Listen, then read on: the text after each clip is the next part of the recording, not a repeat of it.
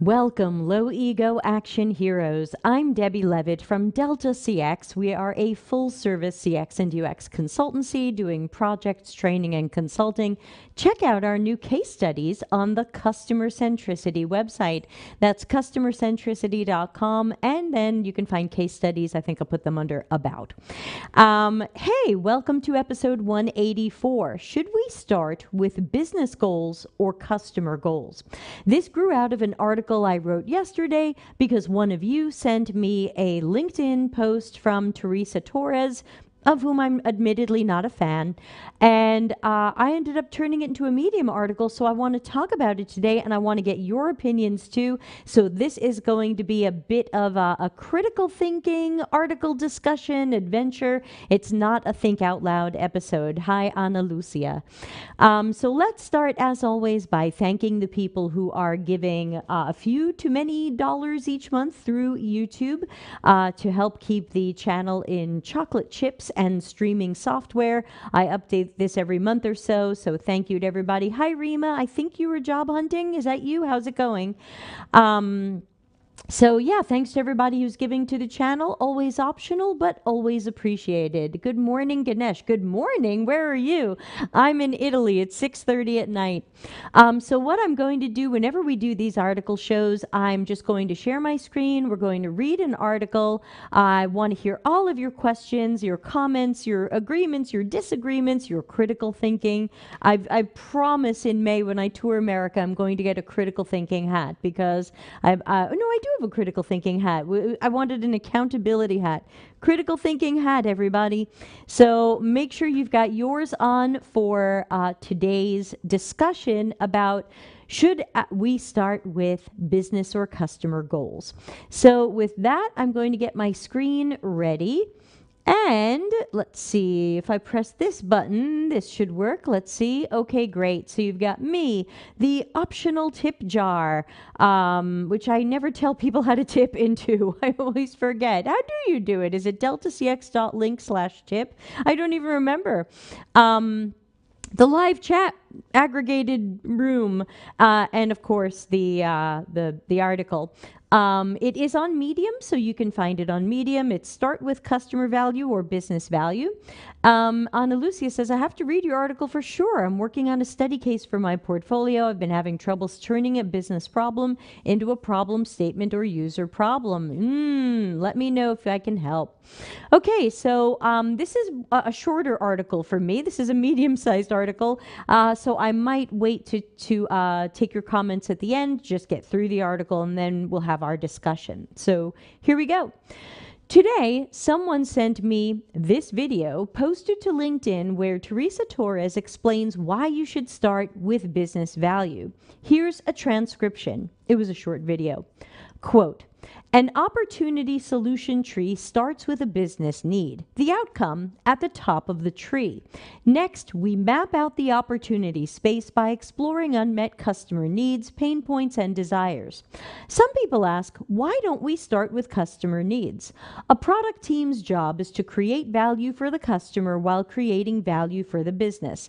If we ignore business value, our solutions won't be viable over time. If our products aren't viable over time, our products will be shut down. Or worse, our company will go out of business. So when that happens, we don't create any value for our customers. So to maximize customer value, we have to start with business value. End quote. Oh, put on your critical thinking hats. This one is easy. What did you notice from what she said before I go into my article? Anybody want to type something and say something they noticed with their critical thinking hat on about what Teresa said there?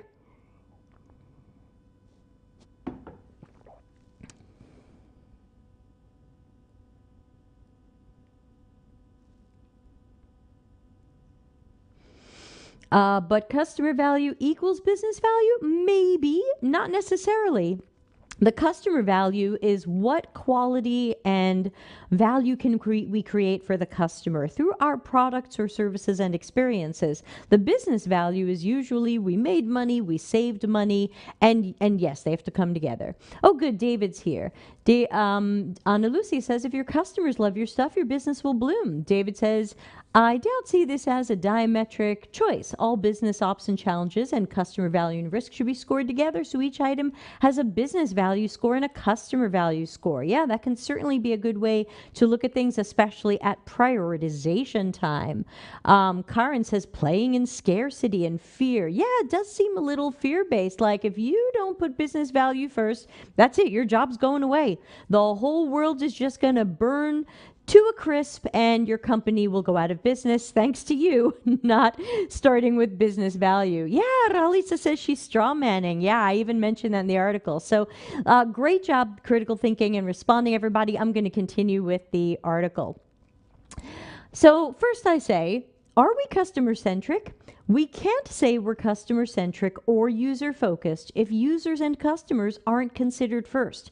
Customer centricity doesn't mean we ignore or work against business value.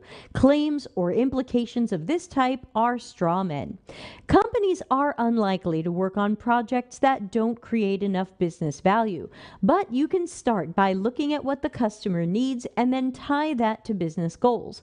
Work to balance both of them to create more win-win scenarios in your products and services. But our solutions won't be viable over time if we ignore business value. 1. Nobody said we should ignore business value. Straw man again. You always balance customer needs and business value.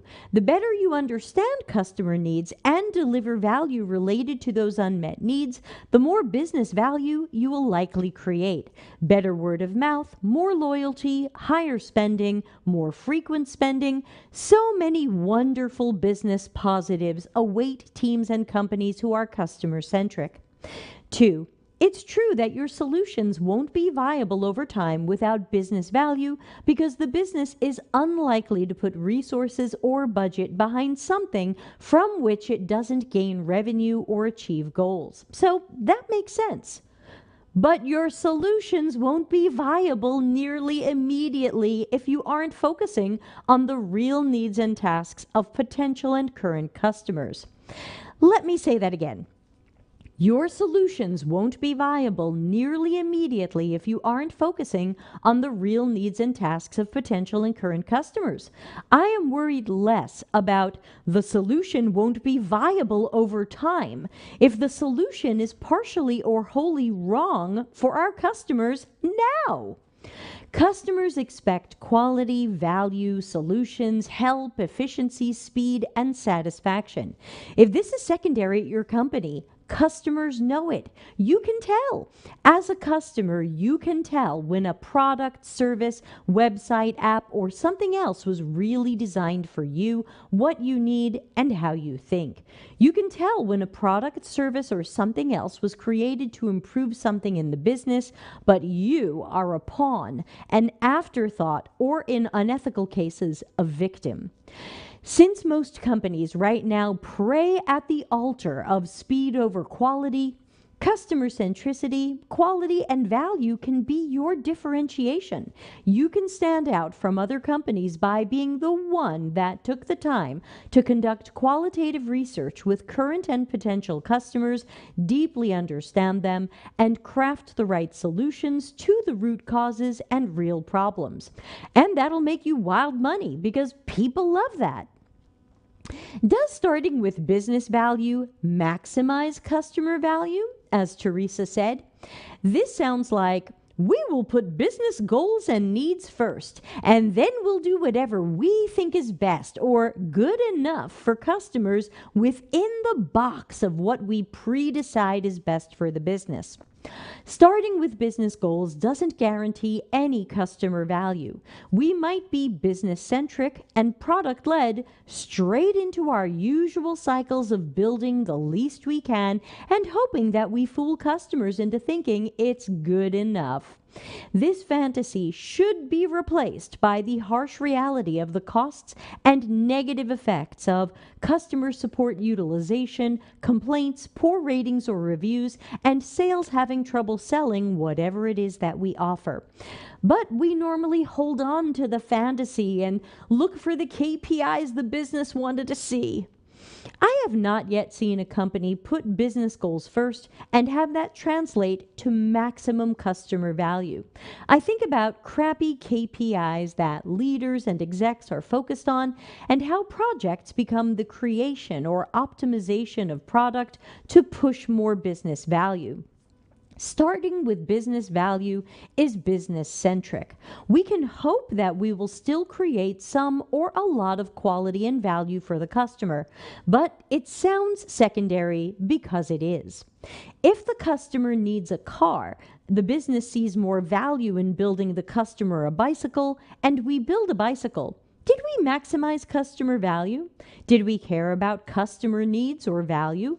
Can we say, empathy, and we really empathized with our users? We know how often we didn't deliver enough or any customer value. We might pretend everything is just fine, but we know when our teams didn't deliver customer value. We're wondering how to get our NPS higher.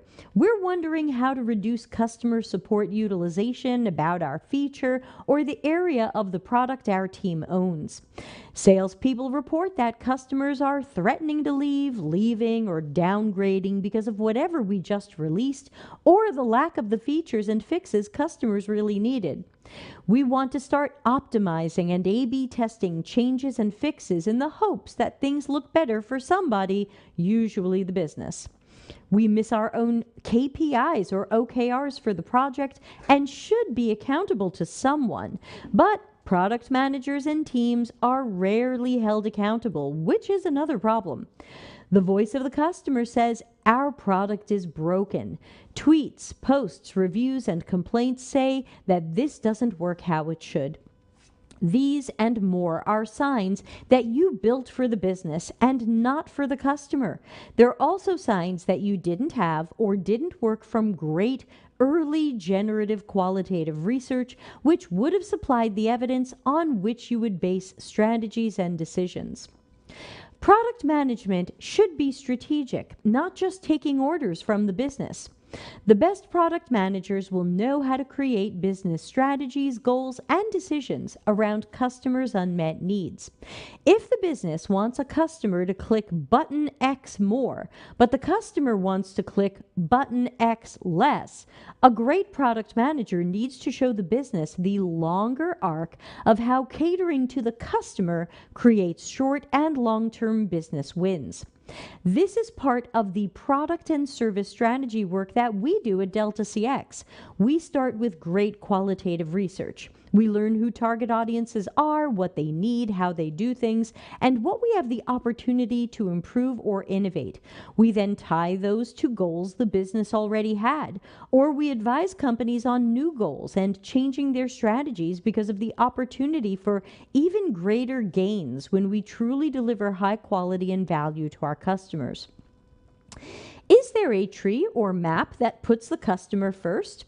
I created my Delta CX impact map to be the opposite of normal impact maps, opportunity trees, and other diagrams that only or mostly represent business value.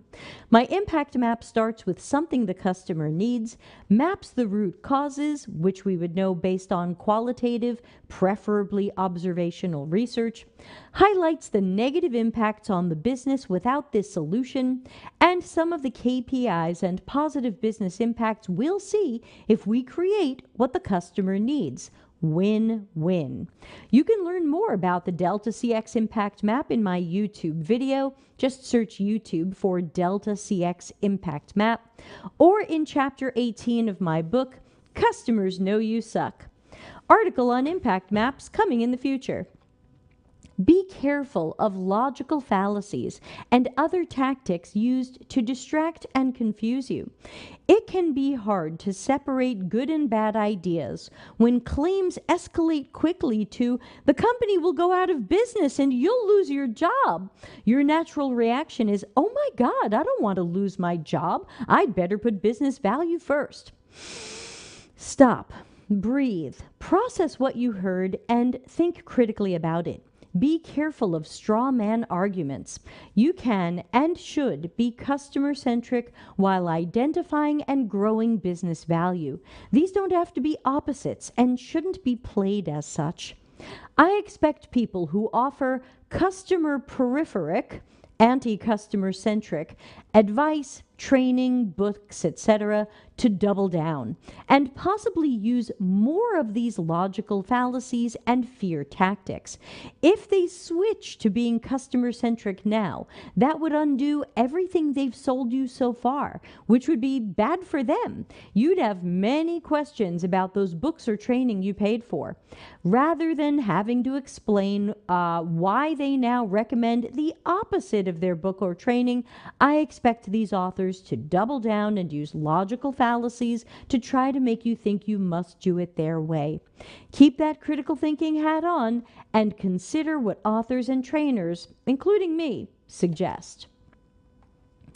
Okay, I'm going to go back to a giant picture of me and turn on the chat overlay, and let's see, there was a lot of comments that went by. Let's take a look.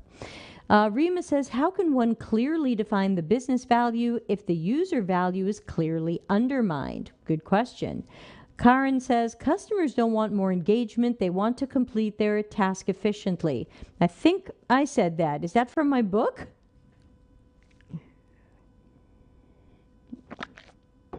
I think you're quoting me. Let's see. Ana Lucia says, that sounds a lot like a bad argument. I'm having deja vu from your video about arguments. Yeah, you know, in the argument one, we talked about the argument pyramid. And in this case, I think if I had to put Teresa's claims, whatever you want to call them, somewhere here, I think I'd probably go maybe with manipulation. I don't think she's threatening you, but I think she's trying to manipulate you and certainly using logical fallacies. So I think I'd put her around here. And I've seen other stuff she's posted that y'all have sent me because I don't follow her. And it tends to be along the same lines, like, oh, you know, well, this, then this, the end. David said, and if your business value and customer value are in diametric opposition, you won't be viable. That's product market fit. Yes, well said. Thank you, David. Ralitza said, those two types of goals, business and customer or consumer, should complement each other. Martinez here. Martinez says, what I'm confused about is how the business value got so detached from the customer value.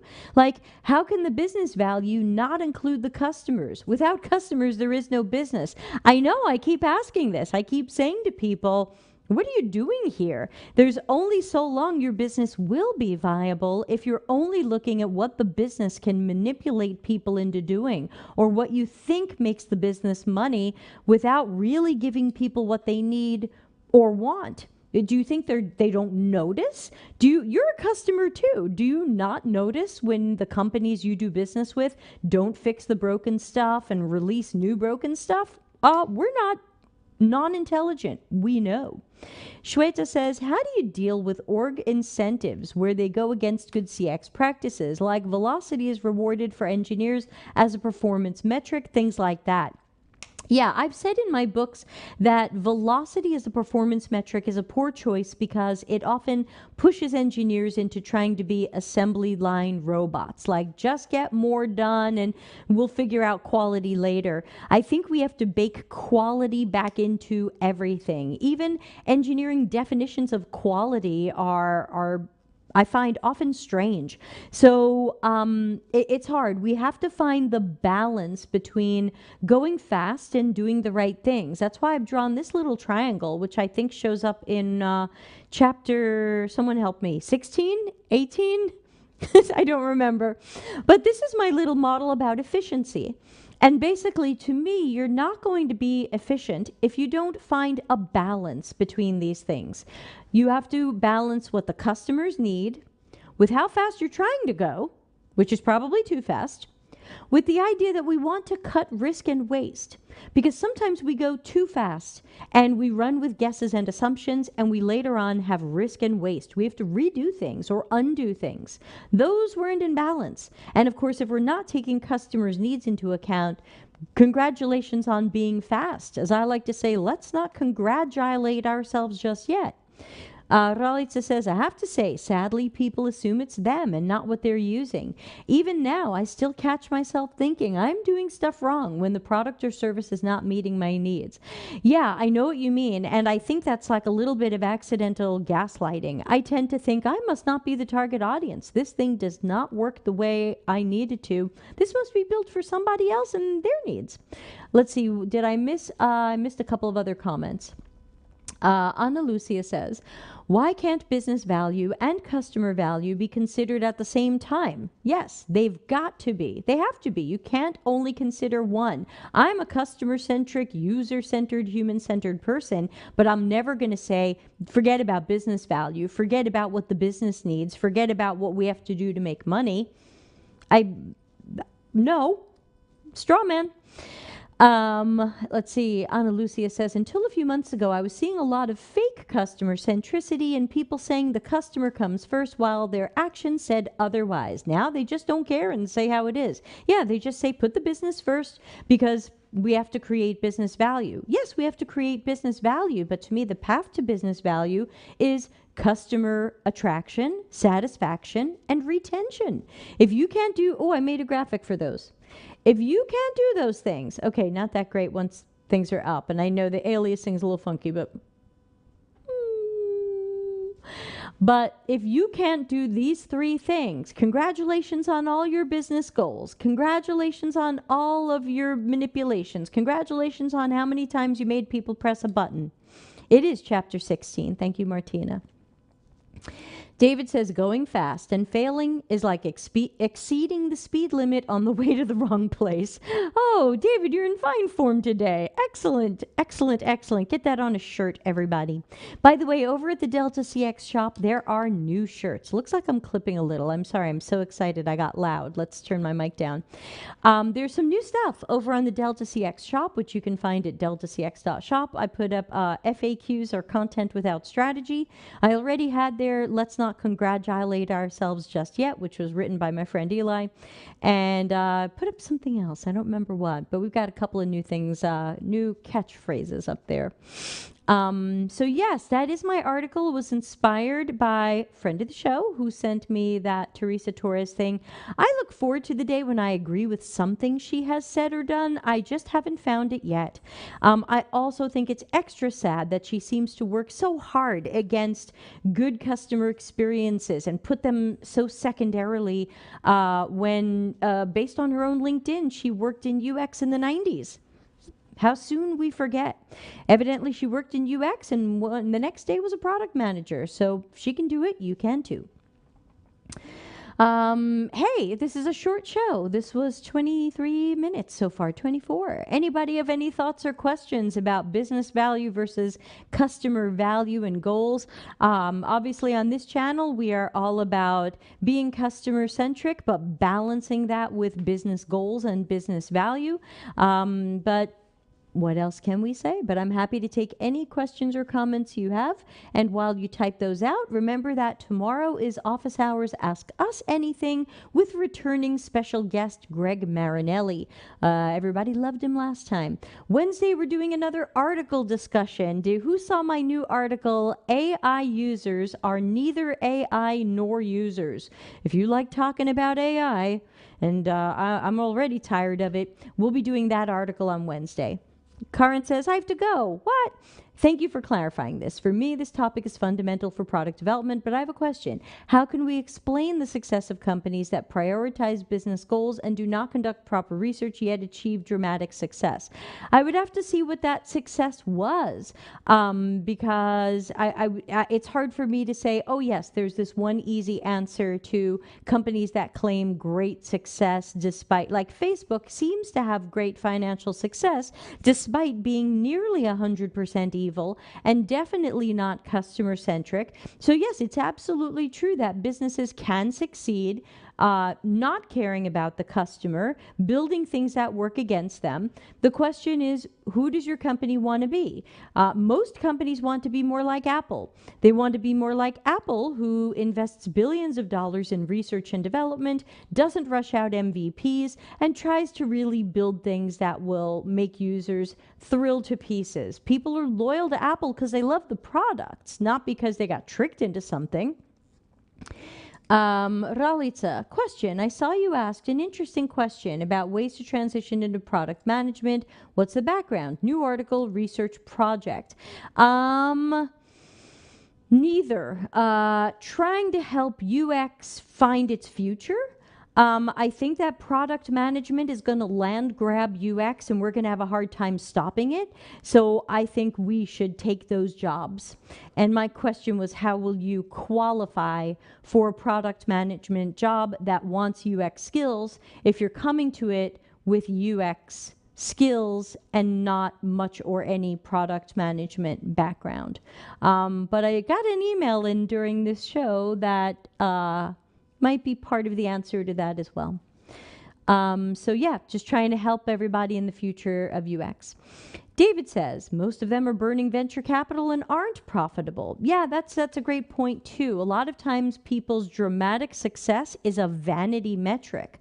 Hey, we're so successful. We got 5,000 downloads. Okay, but how many people are staying or paying or happy or uninstalling? So yes, we always have to take a look at the larger definition of success, because again, if you've read my book, you know I have weird stories about companies who put everything on every project has to make people press this one button more. Will they get people to press that button more? They will get people to press that button more, but customer complaints were high, app ratings were low, reviews were terrible, people hated the system, they couldn't wait to leave it and find something else. So congratulations that you got people to press the button more. Kayleen says, Nick basically transitioned into a PM role, not because of prior experience, but because he's a subject matter expert and people liked his personality and communication. I see a lot of that. I see a lot of PMs just getting into it because they have project management skills, they have some stakeholder management skills, they might have UX skills or think they do. So I think some people are just going to waltz into product management. I think we just saw Marnina, what's her name, on LinkedIn? The Israeli UX researcher, she just started a job as a product manager. She's a researcher. I think she has a PhD. Two Birds. Hello, Two Birds. How are your birds? Our company has a lot of emphasis on employee experience because, quote, we need to enable our employees to serve our customers, end quote. Then there are rounds of SME interviews and workshops to optimize process. Are you saying that's good or not good? Oh, is that customer centric? If you're not involving the customer, it's probably not customer centric. If it's just, no, it's not customer centric. I'm reading up, sorry, it's not on the screen. No, I think it's Marnina. Is it Marnina or Martina? I thought it was Marnina. Somebody look up. I don't want to look on LinkedIn while I'm talking to all y'all. Yes, Marnina Herman, doctor. Maybe her ears are burning. She'll show up. Anna Lucia. So Two Birds, that does not sound customer centric because you're talking to SMEs and you're running workshops. Where's the customer in that conversation? Ana Lucia says, yesterday a friend of mine sent me a quote he knew I would hate and he laughed when I ranted. Ana Lucia says, quote, we have decided to not speak with users. We will first build the product we think is right for them and see what they think. We call this the fail fast approach. End quote. Yeah, I wouldn't rant about that. I would just laugh at that. I would just say, congratulations on wasting time and money knowing you're going to fail. And you're probably going to fail slower than you think. All this fail fast stuff is a little bit of a misnomer. Very often failing fast is still months and months and months of work. And that is failing expensively and not as fast as you'd hope. Ralitza says, thanks for clarifying. Very interesting. I have the same feeling doing some personal project research myself, not related to this, but relevant. Yes, I think that, again, if product management is going to, what was that old science word? When the amoeba eats the thing? Engulf? If product management is going to land grab UX and try to say that product managers do research and talk to customers and run surveys and design and come up with our strategy, this is what we've all always wanted to do. Everyone who's watching this channel has wanted to do what I just said forever. You want to do the research and or you want to do the design, so one of these or both of these. You want to be strategic, you want to find and solve problems, and if they're now going to hang the words product manager on that, then that's the job that we want, and that's the job that we should go for. And we should brush up on whatever skills product management seems to be, because it's fading away, but it seems to be some project management, stakeholder management, and some other stuff. Kayleen says, I have a backlog of custom emojis I need to design for the community. Amoeba added to the list. Right. The product management engulfing amoeba style UX. And because we've already been disempowered at companies and we don't usually have strong leadership, we're not fighting it. So that's the problem. Usually it takes an empowered person to fight for the disempowered person, but instead of product managers fighting for us, they're just fighting us and they're trying to take our jobs. So I feel just fine about taking their jobs. We'll be more qualified. When the product management job is heavy UX research and design with some project management and some strategy and some road mapping and some stakeholder management, you can do that job. I know you can. Some of you already are.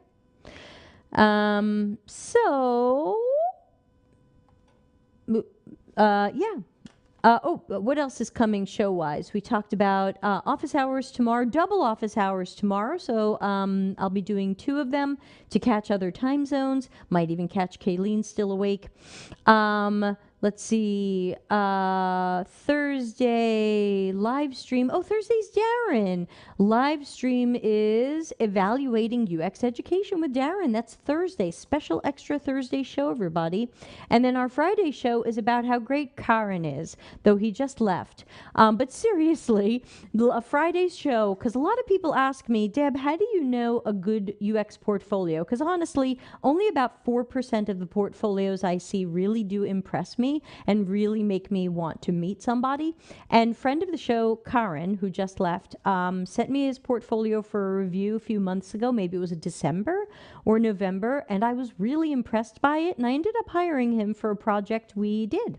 And it was great to work with him. And I want to show everybody his portfolio and show you what I saw in it and why it impressed me. And maybe that can help some of you with your portfolios. Two Bird says, I thought so too, but the logic is if our employees do not have a good experience, that will impact the customer centric. So EX is CX. I don't know how to argue that. The argument is usually they're not the user. They're not the customer. They are the employees. They're welcome to have opinions, but they're not the customer. You do not make your money from those people. Subject matter experts are sometimes ex-customers. Sometimes they don't have the most current knowledge. Deb, remember my sheet music project? Yes, I do. What happened to that? That was like 3 years ago. What happened to it? That was Muse Score, right? No, I'm going to sleep at a normal time. Good. Yeah, Two Birds, some of these wacky things are hard to fight. As I like to say, give them my book. Plug, plug. Customers know you suck. But I think you have to remind them that while it's important for employees to have a good experience and the employees aren't the customers. Unless you're building enterprise software where your coworkers are the users, your subject matter experts aren't your users. They're not paying your company. They didn't have to deal with your salespeople. They don't call your customer support team when things go wrong. They don't tweet about how much they hate you. They aren't looking at competitors and thinking about leaving. So these are some things you can try reminding them. Ralitza says, I would ask, how do we know the current employee experience is poor and why are we prioritizing them? What happened to the sheet music project, Kayleen? I think you've left me hanging.